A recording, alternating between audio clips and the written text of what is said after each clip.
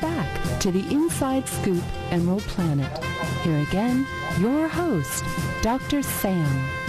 Hello and welcome to the Emerald Planet as we come to you from Washington, D.C. on a week-to-week basis as we're looking around the globe for those organizations that are making a difference in the emerging world and in these what they call emerging market nations, working and focusing on youth and also women, and how that we're bringing more business, entrepreneurship, education, healthcare, all this into these local communities, but allowing the communities to have the pride that they're actually doing this themselves.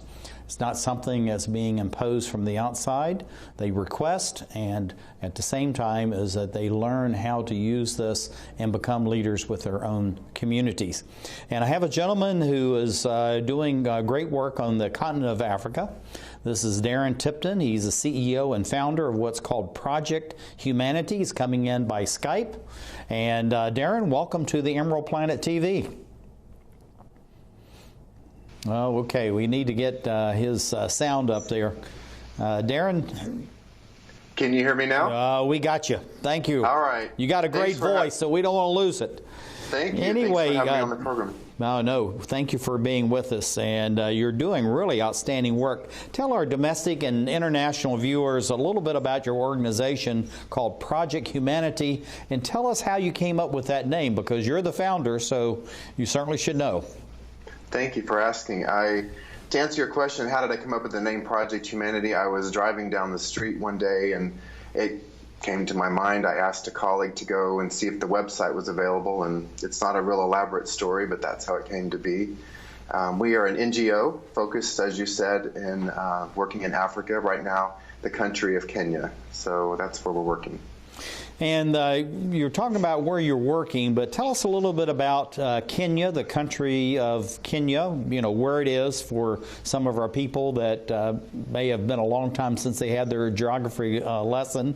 And then what region of the country are you in? Because I've been to Kenya a number of times, but I actually haven't been to the locality where you're actually doing your work. Sure.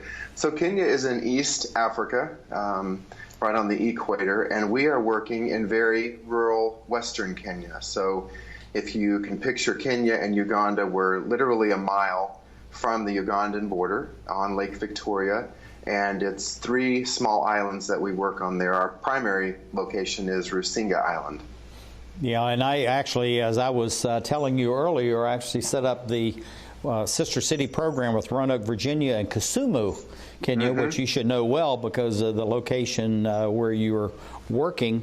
And that really is quite different, that whole region in there, than the Rift Valley area, which is the central part of the country, and then, of course, the east, which is going towards the seacoast. So tell us a little bit of the differences that you see among the people there and also the geography and terrain. Sure. So, you know, I think you mentioned it. The east is the seacoast, and then Nairobi's kind of mid-central to the country.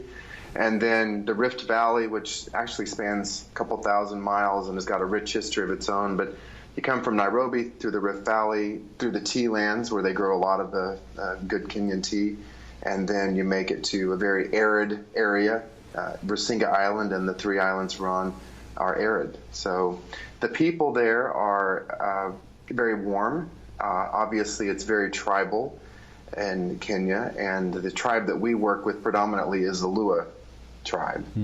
But they are, characteristically, they are warm and welcoming and very hospitable, much like you would expect. They do have rich tradition, a lot of the African tradition, but the area you work on is what I would use the word safe and warm. That's fantastic. There's 3 primary programs that you focus on through Project Humanity and really leading to women's empowerment. So one, let's talk about those 3 programs, but why really the focus as far as the females of these various families within these communities? I like both questions. I like to use the term healthy, wealthy, and wise. So we focus on women because they are the core of the community. They're the ones who bear the children. They're the ones out working. They're the ones carrying a lot of the burden. And so the 3 areas are health, prenatal health, and healthy deliveries, and women's health. including the transmission of HIV from mom to child, which we can deal with. Literacy, when a woman knows how to read, she knows how to do bookkeeping, she knows how to get her kids and feels it's important to get her children in school. And then really the key component here is how do they make a living for their need to eat and provide for their family. So I use the term healthy, wealthy, and wise, and when you've addressed those three needs, you have provided a climate, and if you want to use the word empowered, you've empowered women to do the things most critical to life. And one of the things in your charter and mission and goals is really emphasis on international volunteerism. And of course, we know that the United States really is a world leader as far as volunteerism and people getting involved in their own communities. But you're leveraging this and taking it to a very remote area within Kenya, which many people would think it's actually remote within itself. So looking at these three programs that you have, how are you involving the international volunteerism, and why do you make that a cornerstone of your organization? I answer it very simply, and it seem too simple, that the heart of a volunteer, the passion that comes with that, the experience, the training, that is, the impact is immeasurable, the opportunity is immeasurable. And I call it the secret sauce. It's the secret sauce to our success, that we are a very grassroots-driven organization, and we focus in those three areas we just talked about by bringing skilled professionals, college students. And it's, as you know, you've traveled quite a bit, and it's an education to be in another culture, hear the different languages, see different cultures and customs. But more than that, there's a certain element of being neighborly that seems to lack in our world. So to be clear, I very much see this as being neighbors. Yeah, I have a flushing toilet and they may not. I have running water, they may not. It doesn't make my situation better or worse. It's just that when you take volunteers, people with good intentions and goodwill, to go somewhere and stand beside people who want to grow, want to learn, and can identify key things they want to accomplish in their community, the sky's the limit. I tell you, I think it's just fantastic, absolutely, what you're doing. What are some of the major challenges? We talked about, the flushing toilets and running water. We see this area as very dry and arid, and so that's a real issue as far as agriculture and people being able to feed themselves. So what are some of the challenges that you're faced with, and how do you think that being an international NGO like yours, that this is really important that you actually be there beyond just being neighborly and friendly, but how getting to the core of what these people really need and actually what they want to have? Well, I think you said it, get to the core of what they need and what they need to survive in a successful way. So obviously clean water is a huge challenge.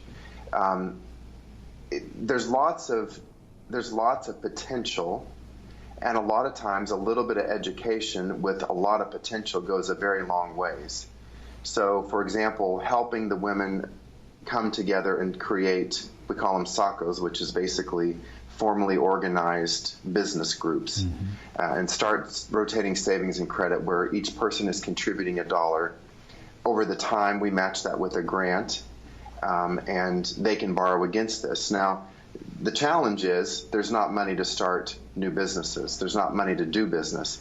If you teach them to save, teach them to budget, teach them to, basic business practices, which we can, and then you provide a little bit of microfinancing, they suddenly have a mechanism that they can do business, that they can make money to send the kids to school. So their challenges are very much like ours: clean water, a way to grow food in an arid place, a way to do business so that they can provide for their families. And so it's interesting when you combine a little bit of standing with someone and the idea that these challenges can be met when you stand together.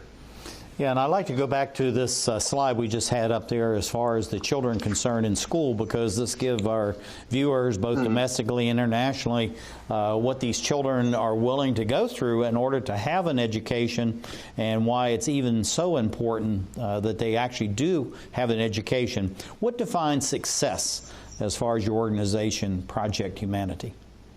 This is a great idea, and there's so much focus on measuring impact for NGOs, and it has to be there.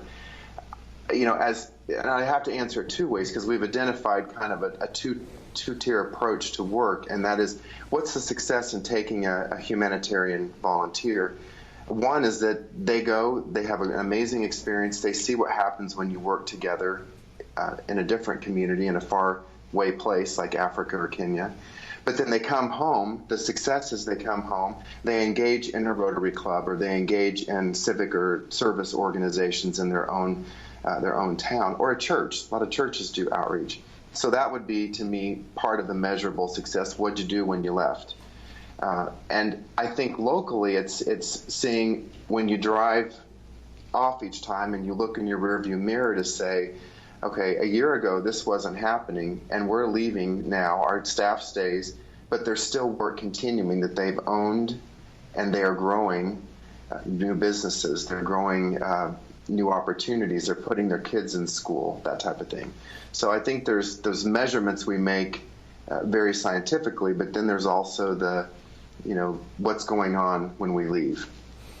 Yeah, looking at this, and I'm going to come up with the logo here for your organization, but what are people taking with them, the volunteers, when they leave, and what are they leaving behind in these communities? And I think I have an idea of some of what you're going to say, but I'm going to let you do that. All right. I am not a big fan of the stop, drop, and roll. In other words, pull up, drop 8 off, and then roll out. So they are bringing their hearts. All of us who are doing this type of work were influenced at some time or another by a mentor, somebody who had made a big difference in our life, encouraged us, challenged us. And it goes back to the basic fundamental of being human. What does it mean to care for others? It's not bringing your old used clothes or items to drop off, and we do bring some things that we give to the people. But I think it's being cognizant of the fact that help starts in the heart. And I knew that was exactly what you were going to answer, but I wanted you to share that, because you're taking your heart and you're leaving your heart, but also you're bringing back the hearts of the people that you're working with in Kenya and Africa. Darren Tipton, CEO, founder, Project Humanity, as we create